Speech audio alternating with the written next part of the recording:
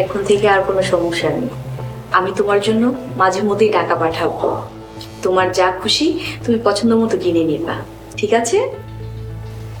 ঠিক আছে, তাহলে এখন রাখি। আল্লাহ হাফেজ।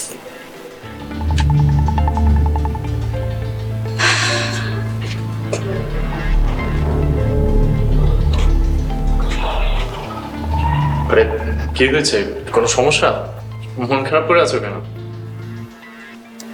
খাবারে কিভাবে লবণ বেশি হলো আমি কিন্তু নিজেও জানি না। হতেই পারে, রান্না বান্নার অভ্যাস না থাকলে এমনটাই হয়। আমি কিন্তু রান্না করার সময় লবণ অল্পই দিয়েছিলাম। বিশ্বাস করেন, আমি রান্নার শেষে টেস্টও করছি, লবণ স্বাভাবিক ছিল। আচ্ছা, বিশ্বাস করলাম। এরপর থেকে রান্না বান্না করলে আগে মাকে দেখিয়ে নিব। ঠিক আছে আমার লক্ষ্মী বউ। আচ্ছা, আপনি অফিস থেকে কখন ফিরবেন? অফিস থেকে তো 5টায় বের হয়ে যাব, 6টার মধ্যে আমার বউয়ের কাছে হাজির। আচ্ছা ঠিক আছে, তাড়াতাড়ি আইসেন, আমার একা একা লজ্জা লাগে।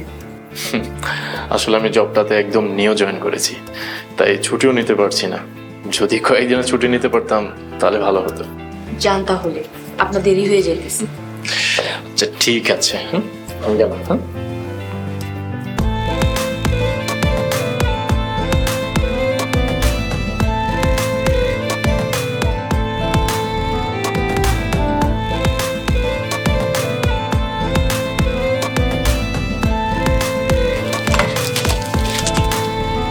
হ্যাঁ, আমি অফিসে গেলাম। যা। কি খুঁজতেছো? আরে টাকা, কিসের টাকা? মানিক বাজার করে টাকা বেঁচেছিল, সেটা রেখে গেলাম এখানে। ছাদে গিয়েছিলাম ফুলদানি নিচে চাপা দিয়ে। এ দেখ, লিস্ট আছে, টাকা পাচ্ছি না। ও আচ্ছা, ভালো করে খুঁজে দেখো না। আর কোথায় খুঁজবো? এই ফুলদানির নিচে টাকাটা চাপা দিয়ে রেখে গিয়েছিল। আমি ছাদে গিয়েছিলাম, এসে দেখি টাকা নাই। আখি হয়তো কোথাও রেখেছে মা। আখি আখি সকালবেলা ইউনিভার্সিটিতে চলে গেছে, ও নেবে কোথা থেকে? তাহলে নিল কে? বাসায় তো বুয়াও নেই যে তাকে সন্দেহ করবা। তোর অফিসে দেরি হয়ে যাচ্ছে, তুই অফিসে যা। আর শোন, কাউকে সন্দেহ করার কোনো দরকার নেই। নিশ্চিত না হয়ে কাউকে সন্দেহ করা ঠিক না।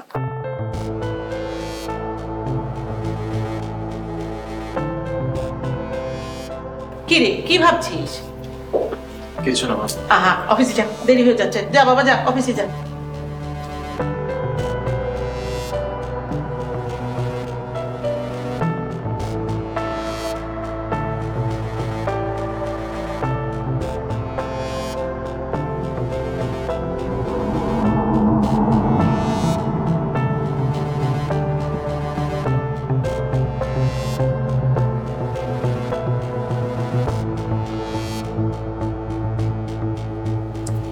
আমার ভাই, মন খারাপ কেন? না ভাই, তেমন কিছু না। আরে ভাই, আমরা তো কলিগ, কোনো সমস্যা নাই। আমাকে বলেন, কোনো ঝামেলা? আরে ভাই, এমন এক ঝামেলা, না পারতেছি কাউকে বলতে আর না পারতেছি সইতে। আমার সাথে শেয়ার করেন, দেখবেন যে মনটা হালকা হবে। আরে ভাই বলেন না, আপনার ভাবিকে অনেক পছন্দ করে বিয়ে করেছি, কিন্তু হঠাৎ করে তার এক্স বয়ফ্রেন্ড তার মাথার উপর ভর করছে। এখন তার সংসারে মন নাই, যা তা করতেছে। এখন সে উল্টাপাল্টা কাজ করে। এই যে খাবার অতিরিক্ত লবণ দিয়ে রাখে, অতিরিক্ত ঝাল দিয়ে রাখে, যাতে করে বাসার সবাই খেতে না পারে। আচ্ছা, বয়ফ্রেন্ডের সাথে রান্না বাড়ার কি সম্পর্ক? আরে কাজল ভাই, আপনি এটা বুঝতেছেন না? এই যে খাবার অতিরিক্ত লবণ দিয়ে রাখে, অতিরিক্ত ঝাল দিয়ে রাখে, এটা আমি একদিন সহ্য করবো, 2 দিন সহ্য করবো, 3 দিনের বেলায় তোর আমার মধ্যে ঝগড়াঝাটি হবে। সেই সুবাদে এটা সুযোগ নিয়ে আমাকে ছেড়ে চলে যাবে, মানে আই মিন এই সংসার ছেড়ে চলে যাবে। শুধু তাই না, মাঝে মাঝে লুকিয়ে লুকিয়ে আমার মানিব্যাগ থেকে টাকাও নিয়ে যায়, হয়তোবা ওর বয়ফ্রেন্ডকে পাঠায়, বুঝতেছি না ভাই। এইবার বোঝেন ভাই কিসের মধ্যে আছি। নিজের পছন্দে বিয়ে করেছি, তাই বাবা মাকে বলতেও পারতেছি না।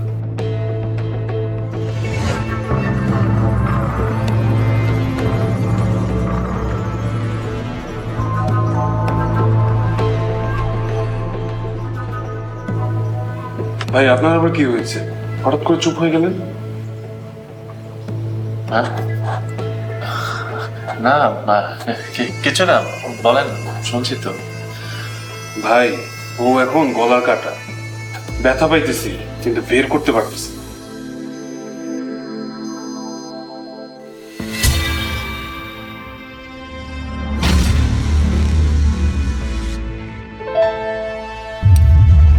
বাহ, ভাবির হাতের রান্না তো অসাধারণ। আজকে রান্নাটা মা দেখিয়ে দিয়েছে। কি রে বাবা, খাচ্ছিস না কেন?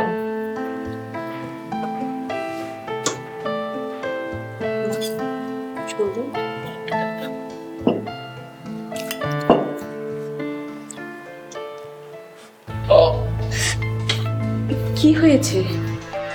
কি সমস্যা, কি হয়েছে? মা, মাংসে না একটু ঝাল বেশি হয়েছে। মাংসের ঝাল বেশি হচ্ছে? কি বলছিস? দাঁড়া, আমি খেয়ে দিচ্ছি।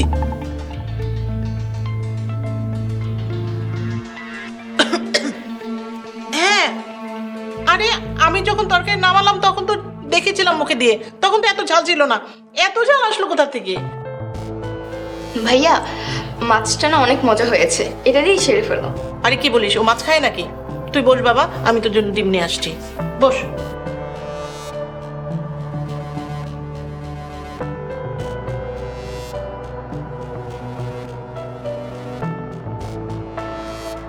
ভাবি, তোমার মনে হয় ঝাল একটু বেশি পছন্দ।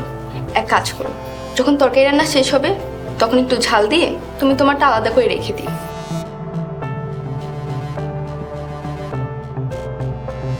ভাবি, মন খারাপ করে আছো কেন? কোনো সমস্যা নেই, এরকম হতেই পারে। ভাইয়া কিছু বল, তাহলে এখনই তো ভাবি কান্না করে দেবে। কি হয়েছে রেখা? কোনো সমস্যা নাই, মা আছে তো, সব সামলে নেবে।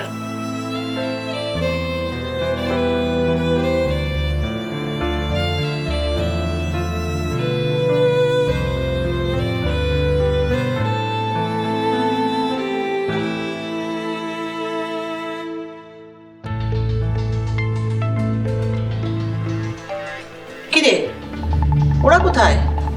কোথায় আবার? বলে একদম বাউন্ডারির দিকে যাচ্ছে। আর একটু অপেক্ষা করো, আর খেলাটা শুধু চালিয়ে যাও, দেখবে বল একদম মাঠের বাইরে।